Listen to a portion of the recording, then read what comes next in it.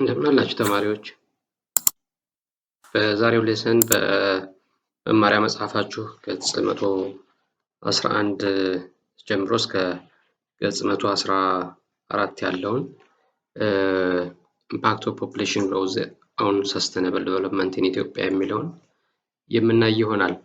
እንግዲህ ለቻናሉ አዲስ ከሆናችሁ ሰብስክራይብ እንዲሁም ቪዲዮ ቶሎ እንዲደርሳችሁ ላይክ ሼር ማድረጉን እንዳትረሱ። ወደ ትምህርታችን እንሄዳለን። እንግዲህ በዚህ ትምህርት ውስጥ ከቨር የምናደርጋቸው ጉዳዮች ፎከስ ኤሪያዎቻችን ፖፑሌሽን ግሮዝ ቨርሰስ ኢንቫይሮንመንት ኤንድ ሶሺዮ ኢኮኖሚክ ኮንዲሽንስ፣ ፖፑሌሽን ግሮዝ እና ኢንቫይሮንመንቱ ሶሺዮ ኢኮኖሚክ ኮንዲሽኑ ላይ ያለውን ተጽዕኖ የምናይ ይሆናል። ኢንቫይሮንመንቱ ላይ ፖፑሌሽን ፉድ ፕሮዳክሽን ላይ፣ ፊውል ፉድ ኮንሰምፕሽን ላይ፣ ፖሊሽን ላይ፣ ፕሮቪዥን ኦፍ ሶሻል ሰርቪስ ላይ ፖፑሌሽን ግሮዝ የሚያመጣውን ተጽዕኖ አንድ ባንድ የምናይ ይሆናል ማለት ነው። እንግዲህ ከዚህ ሌሰን በኋላ ከእናንተ የሚጠበቀው you are expected to explain the impact of population growth on ኢትዮጵያ socio economic condition። ፖፑሌሽን ግሮዝ በሶሺዮ ኢኮኖሚክ ኮንዲሽኑ ላይ ያመጣውን ኢምፓክት ኤክስፕሌን ማድረግ ትችላላችሁ። Describe the impact of population growth on Ethiopia's environmental condition። ፖፑሌሽን ግሮዝ በኤንቫይሮንመንት ላይ ያመጣውን አሁንም ተጽዕኖ እንደዚሁ ዲስክራይብ ማድረግ ትችላላችሁ ተብሎ ይጠበቃል ማለት ነው። ከእናንተ የሚጠበቁ እነዚህ ሁለቱ ጉዳዮች ናቸው። The size of Ethiopia's population has been growing very rapidly። እንግዲህ ባለፈው በዩኒት 4 ስንጀምር ጀምረን እያየን ያለ ነው። የኢትዮጵያ ፖፑሌሽን ግሮዙ አሁንም ከፍተኛ እንደሆነ ራፒድሊ እንደሆነ አይተናል። The population growth rate is much higher and it is increasing much faster than the economic growth rate and is growing beyond the carrying capacity of the country's natural resources such as land, water, soil, forest, etc. population growth rate ደግሞ ከምን በላይ ነው?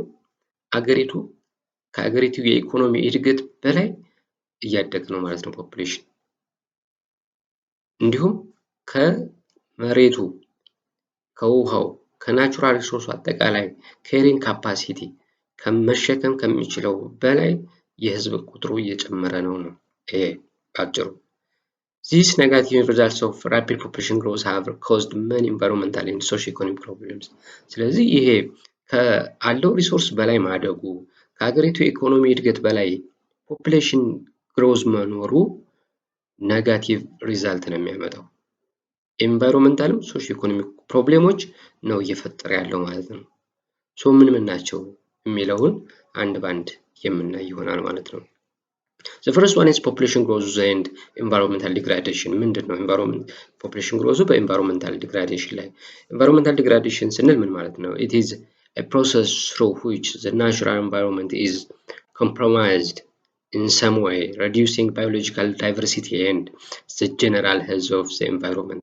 ስለዚህ environmental degradation ማለት አጠቃላይ የናቹራል environmentቱን biological diversityውን general health of አጠቃላይ environmentቱን ምን ማድረግ ነው? compromise ማድረግ ምን እንለዋለን? environmental degradation እንለዋለን ማለት ነው። In Ethiopia, massive environmental degradation has occurred during the last few decades due to ምን ናቸው? በባለፉት ዘመናት or አስርት ዓመታት ምን ናቸው ኮዞቹ ለኢንቫይሮንመንታል ዲግራዴሽን? አንደኛው ናቹራል ፋክተሮች አሉ። በተፈጥሮ ለምሳሌ ድርቅ ጋር ሊሆን ይችላል። ናቹራል ፋክተር ነው ድርቅ። unwise use of its natural resources ያለውን ሀብት በአግባቡ አለመጠቀም። unsound ecological practices አሉ። የአስተራረሳችን መሬትን የሚጎዳ የአስተራረስ ዘዴ ሊኖር ይችላል። ፖሊሽን ሊኖር ይችላል። and population pressure-ዎቹ በእነዚህ ምክንያት environmental degradation ባለፉት ዘመናት ታይቷል ማለት ነው። በዚህ መልኩ እንደምታዩት መሬቱ ተግጧል፣ ደርቋል ድርቁ፣ እንደዚሁም ፖሊሽን አለ። በዚህ መልኩ environment affect ሊሆን ይችላል። በመሬት መንሸራተት ሊሆን ይችላል። በናቹራሉ በእነዚህ degradation ሊኖር ይችላል ማለት ነው።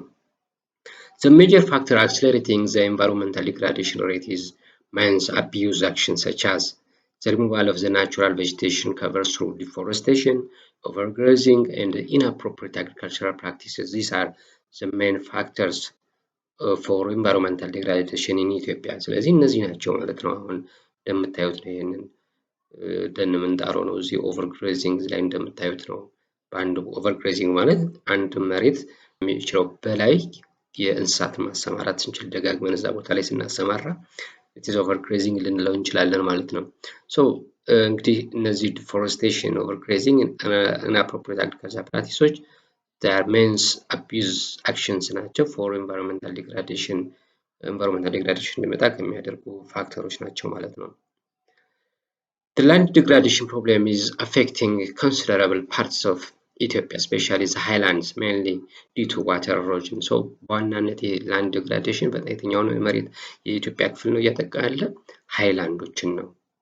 ሃይላንዱ ደግሞ በምን ምክንያት? በዋተር ኢሮዥን ምክንያት ማለት ነው። So soil erosion is the main feature of land resource depletion leading to desertification, which leads to in turn reduce agricultural production and shortage of food.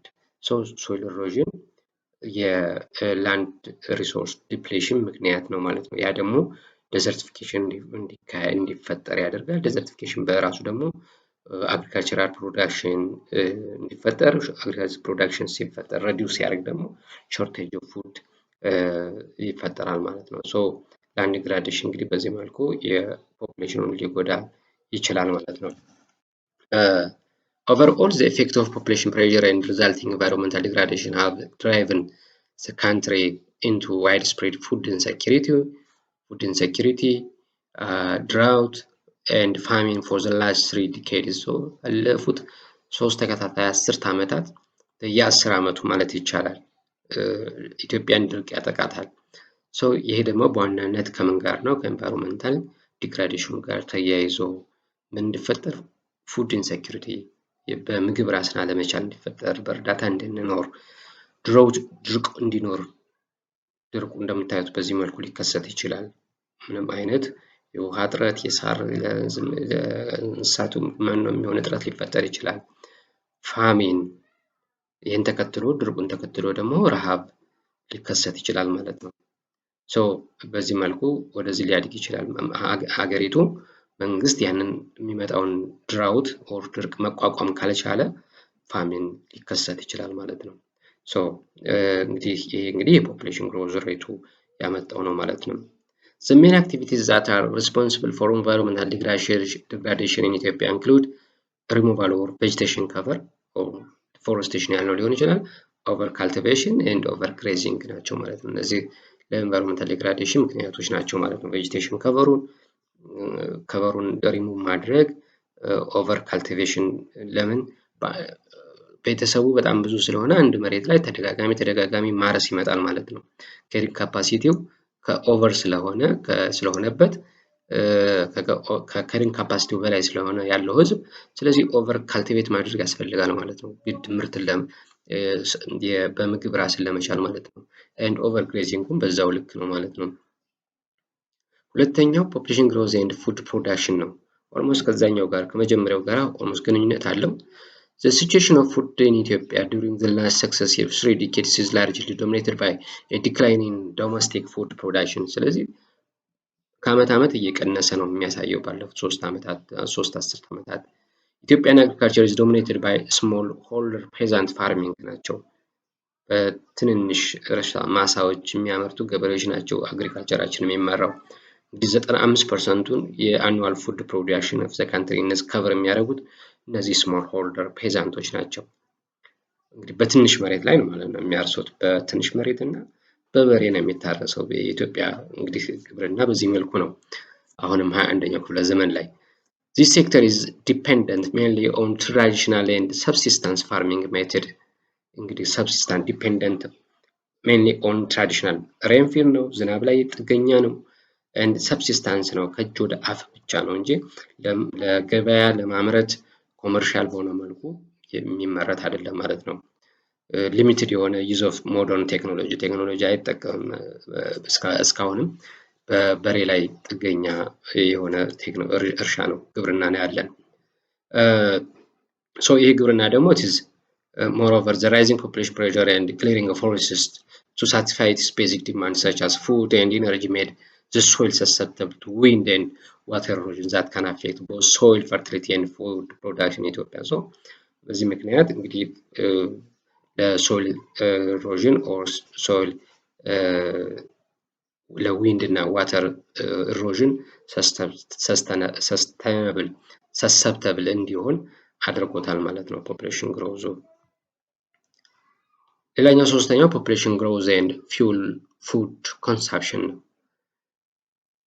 ስለዚህ የፖፑሌሽን ግሮዝ እና የኃይል ምንጭ ፍላጎት ጋራ ያለውን ደግሞ እንይ። Though fuel food is the most important source of energy in Ethiopia, its supply is steadily collapsing in most parts of the country because it is being collected faster than it can grow. So አሁንም እንደዚሁ እንደ ምርቱ አሁንም የህዝቡ ቁጥር በጣም በመጨመሩ fuel food the most important source of energy ነው በኢትዮጵያ። ዋናው የኃይል ምንጫችን የእንጨት ማገዶ ነው የምንጠቀመው። ሶ ይሄ ደግሞ የዚህን አሁን እሱ ደግሞ ፊውል ውዱ ምን እያደረገ ነው? በጣም እየቀነሰ ነው። ለምን?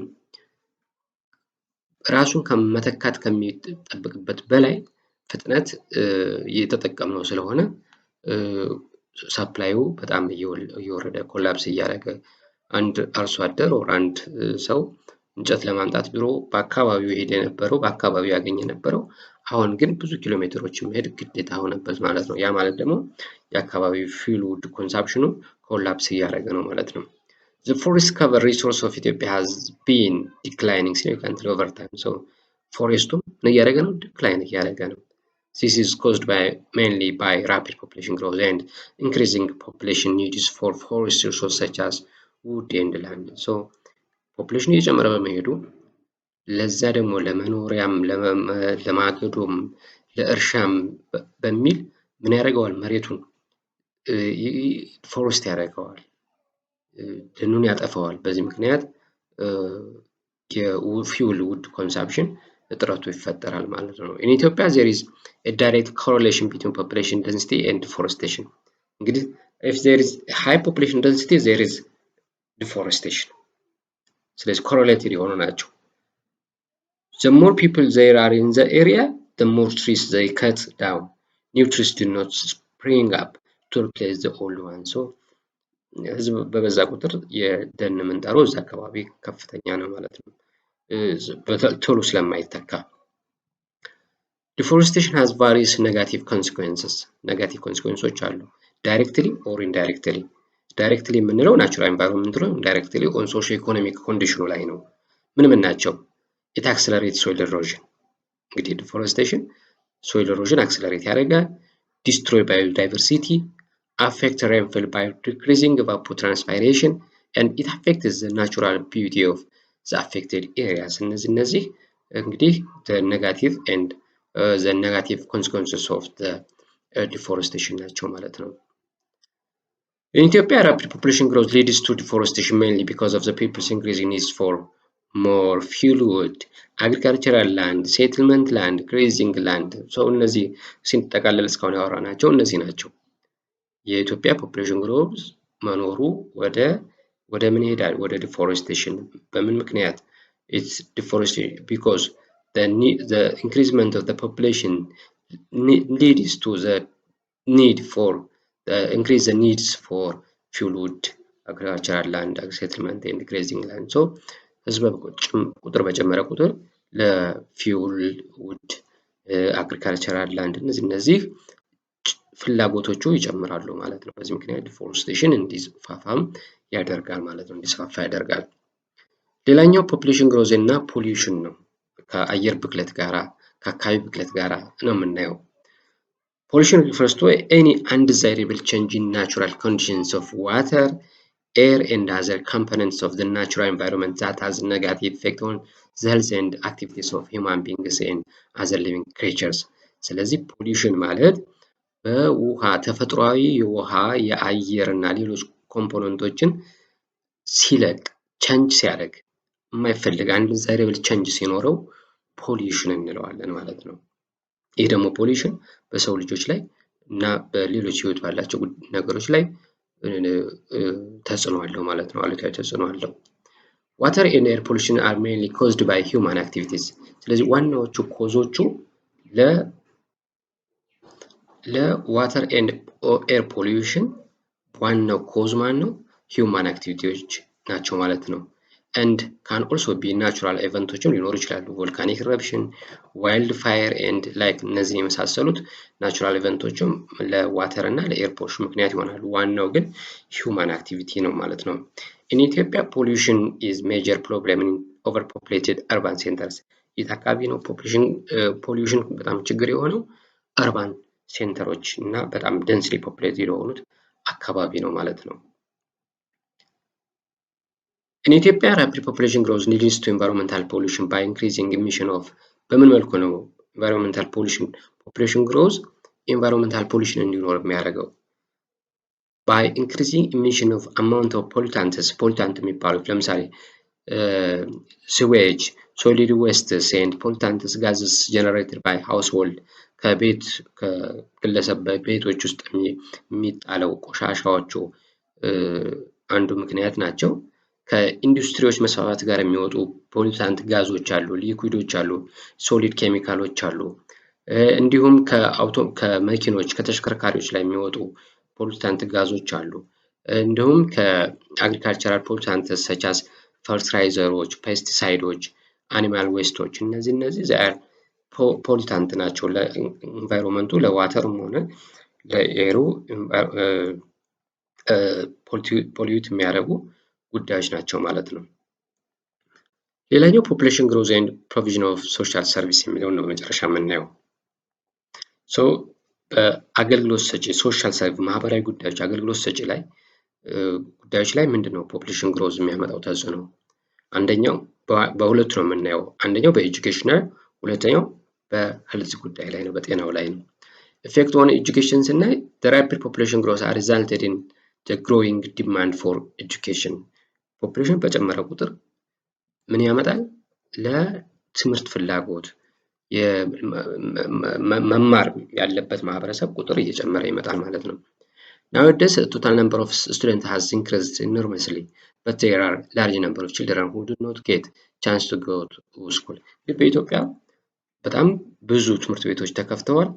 እንደዛም ሆኖ ግን አሁንም ወደ ትምህርት ቤት ያልመጡ ህፃናት አሉ። ለምን? ያልደረስንላቸው አሁንም ትምህርት ቤቶቹ መገንባት የሚገባቸው ትምህርት ቤቶች ስላሉ ማለት ነው።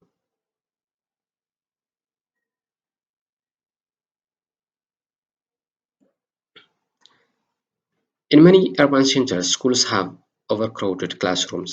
በከተሞች ላይ overcrowded የሆነ ክላስሩም ነው ያለው ማለት ነው። ይሄ የሚያመጣው ምንድነው? ፖፑሌሽን ግሮዝ ነው ማለት ነው። ሁለተኛው በኢፌክት ኦን ሄልዝ ነው የምናየው። ኢትዮጵያ has registered a poor health status and a high rate of population growth። ይህን ዲቴል ባለፈው ቪዲዮአችን አይተነዋል። ሃይ ፖፑሌሽን ግሮዝ ሲኖር በጤናው ላይ የዶክተሮችን በማግኘት ሆስፒታሎችን በመገንባት ያለውን ጫና አይተናል። the majority of the population has low access to modern health services። በዚህ ምክንያት ምንድነው low access ነው ለብዙ ህዝብ የጤና አገልግሎት የሚያገኝበት ሁኔታ የለም ማለት ነው። relatively the situation in urban areas is better than rural areas። ባለፈው ምን ብለናል? urban based ነው የሄልዝ ሰርቪሱ urban based ነው ብለናል። ያ ማለት እንግዲህ urban ኤሪያው ላይ የተሻለ ቤተር አገልግሎት አለ ማለት ነው። the causes for a poor health situation in ኢትዮጵያ ምንድናቸው? አንደኛ growing poverty ነው፣ ድህነቱ። ሰው ታክሞ ከፍሎ መታከም አይችልም። የግል እንኳን ቢስፋፋ መታከም አይችልም። low level of education ነው፣ የትምህርት ደረጃው የማህበረሰቡ ንቃተ ህሊናው። inadequate access to clean water, shortage of sanitary facilities and poor access to health facility እነዚህ cause for poor health situation በኢትዮጵያ እንዲኖር የሚያደርጉ ምክንያቶች ናቸው ማለት ነው። ተማሪዎች የዛሬውን ሌሰናችን በዚህ ያጠናቀናል። በቀጣይ በሌላ ቪዲዮ እስከምንገናኝ ደህና ቆዩኝ።